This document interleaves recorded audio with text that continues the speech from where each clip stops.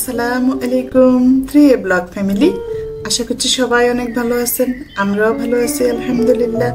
গতদিন আমি চিকেন দম বিরিয়ানি করেছিলাম আর সেই রেসিপিটা আপনাদের সাথে শেয়ার করেছিলাম। বিকেলবেলায় কিছুটা পায়েস করেছি, সেই পায়েস বাড়ার সময় একটু রেকর্ড করে নিয়েছিলাম। তারপরের দিনকার ভিডিও। তারপরের দিন সকালটা অনেক সুন্দর ছিল, এত পরিমাণ আলো ঝলমলে রোদ ঝলমলে ছিল সকালটা। তারপর চলে এসেছি কিচেনে একটা পিঠা বানাবো বলে। ইদানিং আমার যে সমস্যাটা হয় সেটা হচ্ছে এত খাবারের একটা গ্রেভি হয়, মানে যে এটা খাইতেই হবে এরকম একটা হয়। যেমন কয়েকদিন থেকেই মুখ পাকন পিঠাটা চোখের সামনে ঘুরছিল আর খুব খেতে ইচ্ছে করছিল। এই পিঠাটা যে কতবার আমার আম্মা বানাতো বাড়িতে তার কোনো শেষ নেই। আমরা তো নোয়াখালীতে একটা রীতি আছে, ফিরিনি পিঠা দেওয়া হয় মেয়েদের বিয়ের পর। তো আমার বিয়ে, আমার চাচাতো বোনদের বিয়ে, আমার বোনের বিয়ে, সব বিয়েতে না এরকম হচ্ছে মুখ পাকন পিঠা বানানো হতো। শুধু বিয়ে ছাড়াও আত্মীয় স্বজন, অনুষ্ঠান, তারপরে ঈদ, বিশেষ করে ঈদ আসলে তো এটা বানানোই হবে নোয়াখালীতে। নোয়াখালীর একটা ঐতিহ্যবাহী পিঠাও বলতে পারেন। যারা নোয়াখালীর আছেন তারা তো জানেনি, আমাদের নোয়াখালীতে এই পিঠাটা হচ্ছে খুব চলে। মুগ ডাল দিয়ে করে, কেউ বুটের ডাল দিয়ে করে, কেউ নারিকেল পিষেও দেয়, যে যেরকম হচ্ছে করে। সব রান্নাই মোটামুটি একই রকম হয়। আর এদিকে চলছিল কিছুটা ঈদের প্রস্তুতি, প্রত্যেকটা রুম গোছানো। তো অতটা হচ্ছে আমি ডিটেলস শেয়ার করতে পারিনি, কারণ ওই দিনটা না খুব গরম ছিল আর আমাদের বাসায় কারেন্ট ছিল না গতদিন, যার কারণে হচ্ছে আমি রান্না বান্না, তারপরে একা হাতে ঘর গোছানো সবই করেছি একা হাতে। আরাফা ছিল কলেজে, ওর পরীক্ষা ছিল। প্রচন্ড গরম। তো গরম হলে কি হবে, বেডে একটা পাতলা কাঁথা লাগেই সবসময়, একটু এসি দিলে পাতলা কাঁথা একটা লাগেই।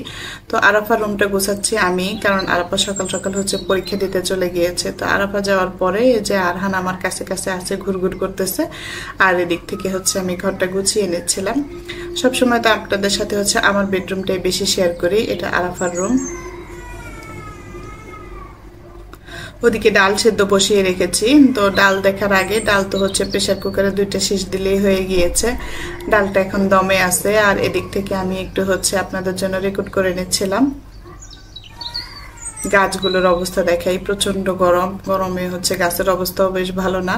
প্রত্যেক দিন তো হচ্ছে একটা বারান্দা দিয়ে দেখাই, তো আজকে ভাবলাম যে এই বারান্দাটা একটু রেকর্ড করে নেই।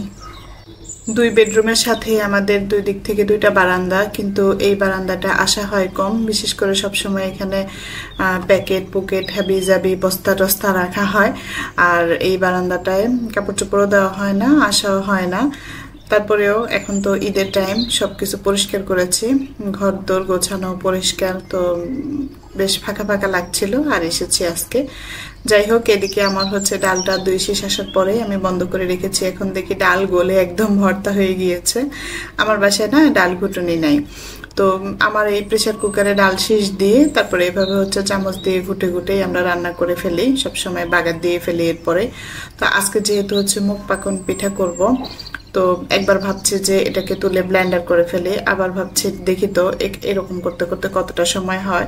তো দেখলাম যে একদম হচ্ছে মিশে যাচ্ছে। আর আগের একটা সময় ছিল কি, মানুষ এই পিঠাটা বানানোটাকে খুব হচ্ছে ঝামেলা মনে করতো, হতে চাইতো না। আসলে আধুনিক যুগে রেডিমেড সব খাবার কিনতে পাওয়া যায় আর বানাতে চায় না মানুষ। তো এই পিঠার কিছু হচ্ছে টিপস আছে, ইজিভাবে বানানো যায়।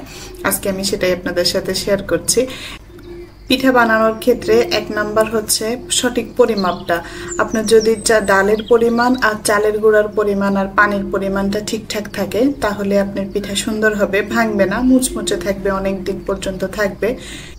আটা করার সময়টা সবচেয়ে ভালো করে হচ্ছে আটাটা মিশিয়ে নেওয়া, আর সব আটা একবারে না দিয়ে আস্তে আস্তে হচ্ছে নেড়ে চেড়ে এটাকে মিশাতে হবে।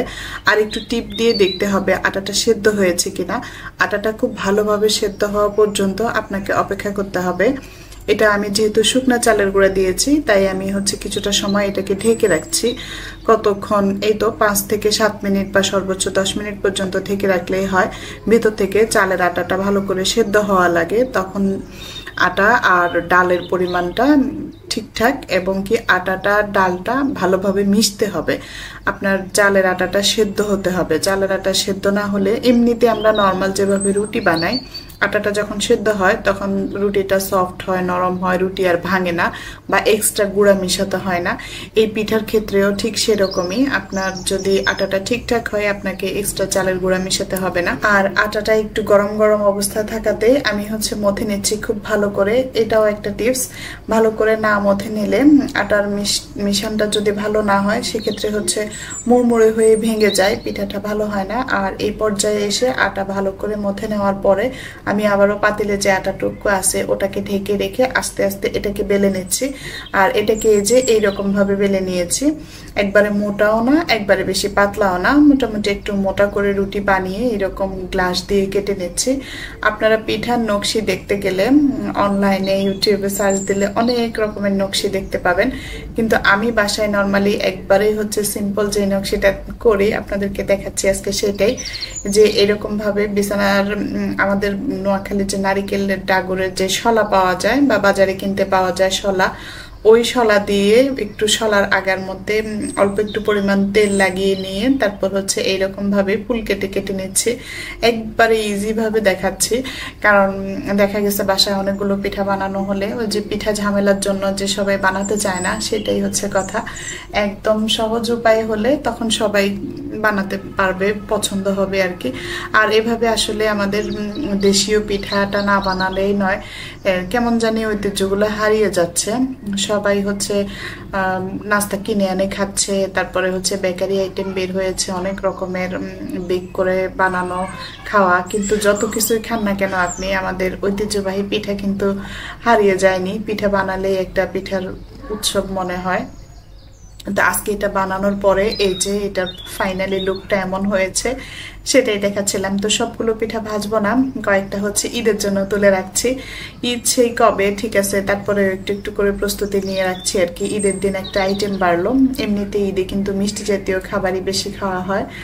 আর এই যে শিরার পরিমাণটাও একটু বলে রাখি, 1 কাপ পানি, এর সাথে 1 কাপ চিনি, মানে যেই পরিমাণ পানি হবে সেই পরিমাণ চিনি হবে। আর এর সাথে একটু জাফরান দিলে আর কি ভালো লাগে ফ্লেভারটা, জাফরান দিয়েছি প্লাস 2টা এলাচ দিয়েছি। আর এটাকে যে একদম কড়া করে জাল করতে হবে তা না, মোটামুটি বলক আসার পর 2-3 মিনিট অপেক্ষা করেই আমি চুলাটা বন্ধ করে দিয়েছি। তারপর পিঠা ভাজার সময় যেটা টিপস সেটা তো এই পিঠাটা আপনাকে ডুবো তেলে ভাজতে হবে সম্পূর্ণটাই, কারণ ডুবো তেলে না ভাজলে এই পিঠাটা ফুলে না, মুচমুচে হয় না আর কি। আর মুচমুচে না হলেই তো সমস্যা, এটার ভিতরে রস ঢুকবে না।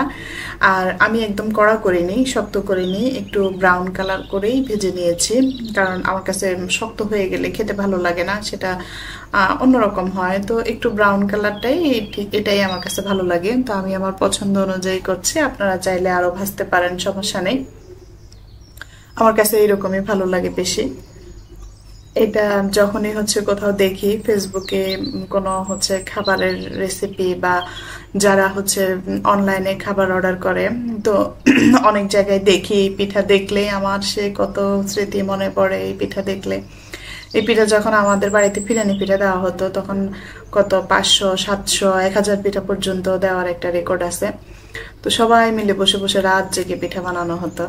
আর আজকে পিঠার ফাইনালি লুকটা দেখে আসলে অনেক মজার ছিল। তো পিঠা আপনাদেরকে ভেঙে দেখাবো, দেখানোর আগে আরেকটু টেস্ট করছিলাম আর কি। খুবই রসালো হয়েছে, যে রস টেপ টেপ করে পড়ছে, আর ভিতরে কতটা ঢুকেছে এবং কতটা ক্রিপসি হয়েছে সেটাই দেখাচ্ছিলাম। এটা অনেকটা সময় পর্যন্ত থাকে এই ক্রিপসি ভাবটা, চাইলেই এভাবে আপনারা ভেজে এভাবেও 5-7 দিন থাকবে বাসায় নর্মাল ফ্রিজে চেম্বারে, কোনো সমস্যা নেই। আর যেটা রেখেছি আমি কাঁচাটা ডিপে, ওটাকে কাবাব যেরকম বা অন্যান্য ফ্রোজেন আইটেম আপনারা বের করে যেরকম ভাবে ভেজে নেন, ওটাও সেরকম ভেজে তারপরে ইনস্ট্যান্টলি শিরায় দিয়ে দিতে পারবেন, কোনো সমস্যা নেই। এটাও একটা ঈদের প্রস্তুতি নিয়ে রাখতে পারেন যারা পিঠা প্রেমী আছেন আমাদের মতো, তারা এইভাবে বানিয়ে রাখতে পারেন। আর ডেইলি লাইফস্টাইল ব্লগে রান্না বান্না, তরকারি রান্না, ভাত তরকারি আর কিছুই দেখানো হলো না, কারণ আমি আজকে তরকারিটা খুব আগে আগেই করে নিয়েছি, যেহেতু পিঠা বানাবো, ঘরে কাজ আছে। তো আগে ভাত তরকারি রান্না শেষ করে তারপরে যে পিঠা বানিয়ে এখন ধোয়া ফেলা সব শেষ করে আবরারকে স্কুলে আনতে যাব, দুপুর হয়ে গিয়েছে। তো এই যে আমার লোহার কড়াইটা, এটার তো বিশেষ যত্ন নিতে হয়, এটাকে ভালো করে ধুয়ে তারপরে এটাকে শুকাতে দেব।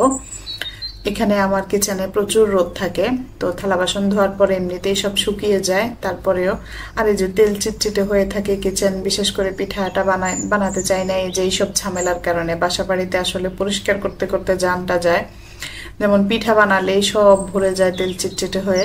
তারপরেই তো সব কাজ শেষ করে খুব দ্রুত সময়ে কড়াইটাকে এখানে শুকাতে দিয়ে চলে গেলাম। তো দুপুরের খাওয়া দাওয়া এই যে বোয়াল মাছ দিয়ে আলু আর বেগুন সাথে দিয়ে একটা তরকারি করেছি, আর একটা তরকারি আছে ফ্রিজে, রাতে আরাফার বাবা আসলে গরম করে নেবো। আজকের মতো এইটুকুই, আল্লাহ হাফেজ।